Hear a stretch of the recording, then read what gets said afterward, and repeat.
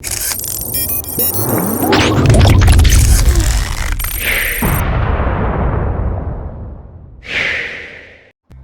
guys, welcome to Gist Media TV. If you're watching this channel for the first time, kindly click the subscribe button to subscribe and also click the notification bell to get notified anytime we drop a new video.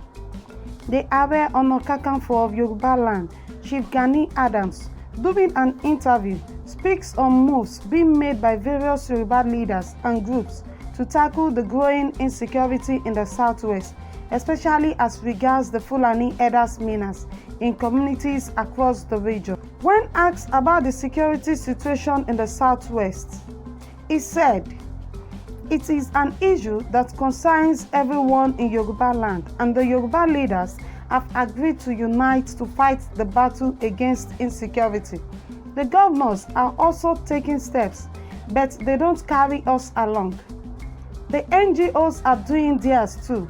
On that level, we agreed at the Southwest Security Stakeholders Meeting, which held about 2 weeks ago in Lagos, that the organizations that have structures in the entire Yoruba land, which are OPC, Vigilantes, and the Hunters." He also mentioned we should be looking inwards at the criminals among us.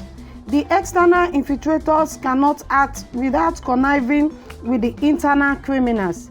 And we realize that the intelligence reports given to these criminal herdsmen are being supplied by the Yoruba people. You would even realize that some of them who are in the bush, our people are the ones that cook for them, both the kidnappers and the kidnapped. So now our focus has gone beyond criminal herdsmen. We called leaders of the 6 leading socio-political groups: Afenifere, Yoruba Unity Forum, Yoruba Council of Elders, Voice of Reason, OPC, and the Atayeshe. But the Atayeshe was not there, but all the 5 names were fully present. We met at the home of Pa Ayo Adebanjo and agreed on a lot of things. One of the main decisions is that we will hold a Pan-Yoruba conference on March 17, 2021. We don't want our region to be like the Northwest. We don't want our region to be like Northeast. And we don't want our region to be like the North Central. We have to prevent such early. So we have to prepare ourselves, because we realize that the federal and state governments are helpless on this issue. They are seriously helpless. So we have to do something to make sure we complement their efforts. The Oba of Imeko sent me a picture of a woman that was killed in a stream around where she resides, and the Fulani herdsmen killed and roasted the body.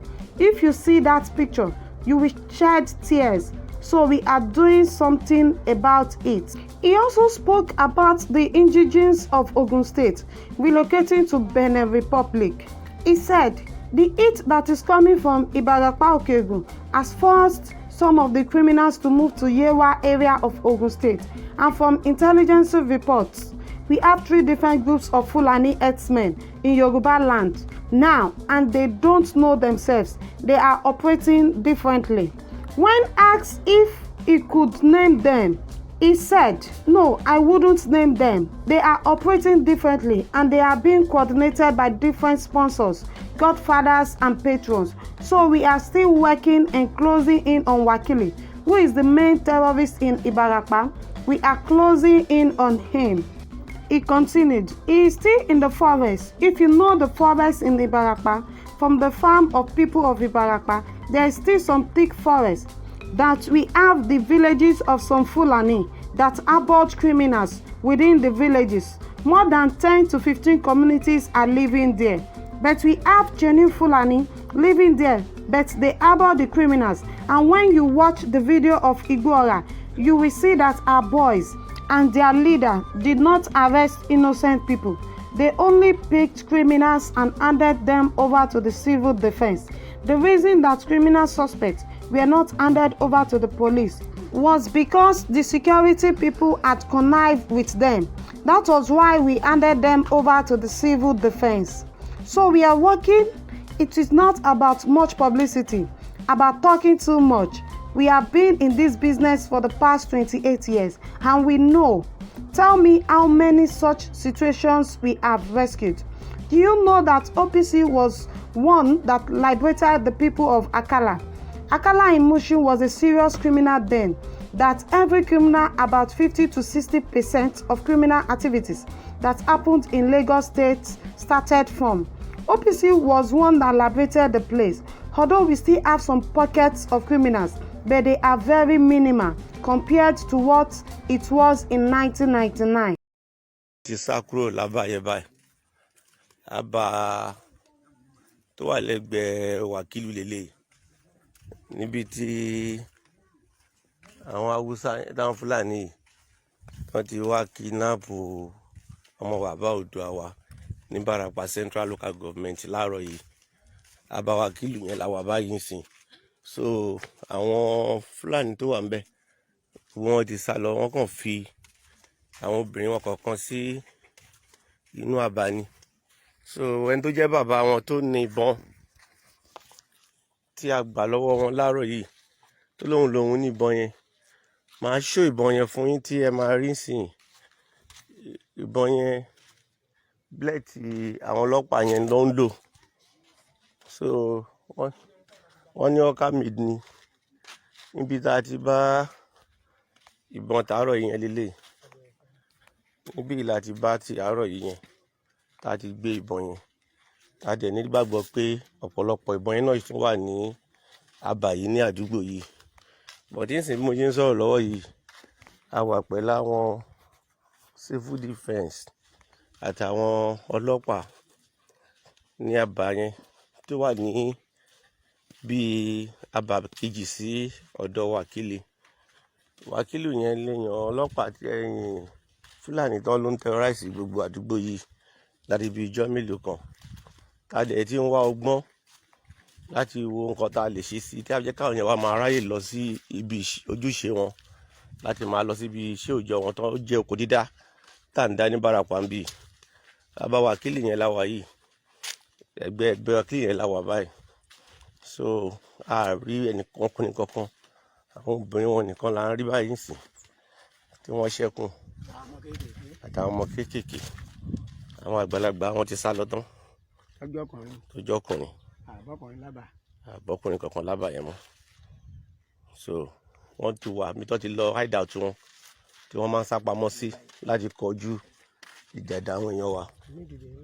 So báyìí sìn máa wo nǹkan tá a lè ṣe láti fi information yìí sí ọ̀dọ̀ Ààrẹ Ọ̀nà Kakanfò tilẹ̀ Yorùbá, Ìbà Gani Adams, tó jẹ́ ọ̀gá ti àwa ikọ̀ OPC ti Barapa níbí báyìí. Tá wà níbí báyìí nísìn, táwọn ọmọ yẹn dẹ̀ ti ṣiṣẹ́ láti ìdájí. A ti rí ọmọ tí wọ́n jí gbé gbà padà báyìí o, tó dẹ̀ wà ní ọ̀dọ̀ àwọn Wago Ranger, ìyẹn civil defence báyìí. So à ń ṣiṣẹ́ yẹn takuntakun lọ́wọ́ báyìí sìn.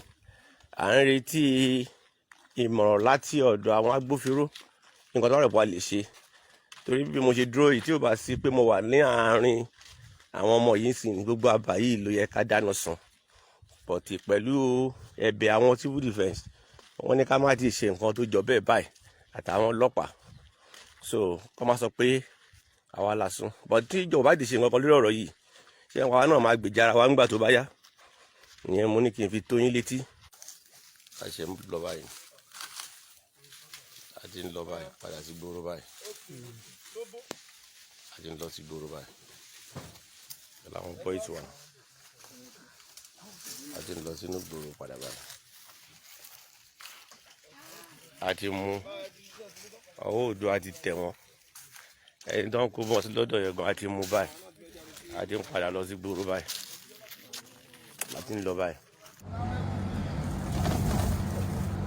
Orúkọ mi ni Comrade Adédèjì Olúwọlé, ọmọ Ààrẹ Ọ̀nà Kakanfò Ìbà Gani Adams.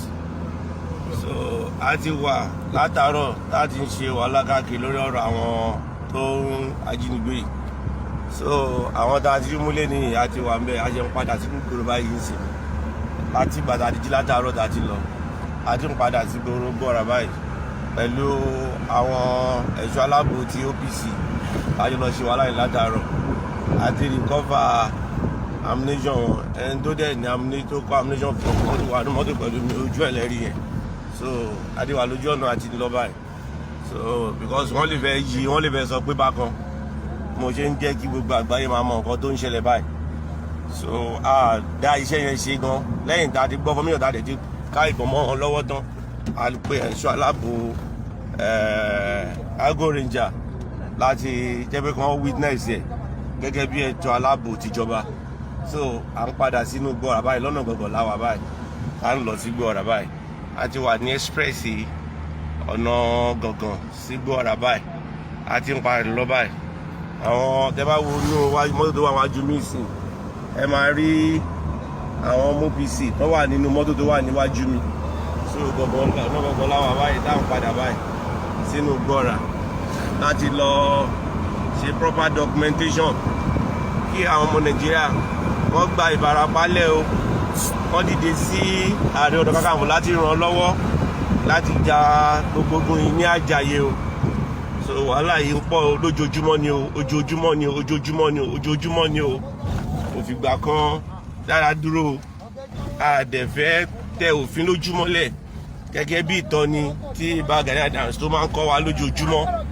pé ká má mú òfin sí àtẹ́lẹwọ́ wa ló fi jẹ́ kí a máa ṣe ìdáǹṣe ìlàfi ń bá àwọn èèyàn wa sọ̀rọ̀ pé tó bá ti gbọ́ alámì kan pé wọ́n ṣe nǹkan fún wọn ṣé tí wọ́n á fi máa ṣá wọn tàbí wọ́n á máa pa wọn kó máa pè wá wọ́n ti kọ́ wa ààrẹ ti kọ́ wa bá a ṣe lè jagun abẹ́lé tí ò ní sí wàhálà tí ò ní sí ìtàjẹ̀ sílẹ̀ láti mú àwọn ẹni yìí òun la lọ ṣe léni àti kó wọn lọ sí fún àwọn Argo Ranger àwa lọ́nà báyìí sìn nígbà tí dọ́fíìsì àwọn Argo Ranger máa tún jẹ́ kí ẹ̀yin èèyàn kẹ́tún mọ ibi tá a bá ṣe dé báyìí àwọn ọkọ̀ tó wà níwájú wa ní ikọ̀ OPC tí a jọ lọ àwọn ọmọ OPC ti Ìbàràpá Central Local Government tá a jọ lọ ṣiṣẹ́ yẹn àwọn náà wà níwájú mi báyìí tẹ́ ń wù lọ báyìí nínú mọ́tò báyìí èmi àti wọn náà lájọ gbéra látàárọ̀ bọ́tà tí ń padà sínú gbọ́ra báyìí.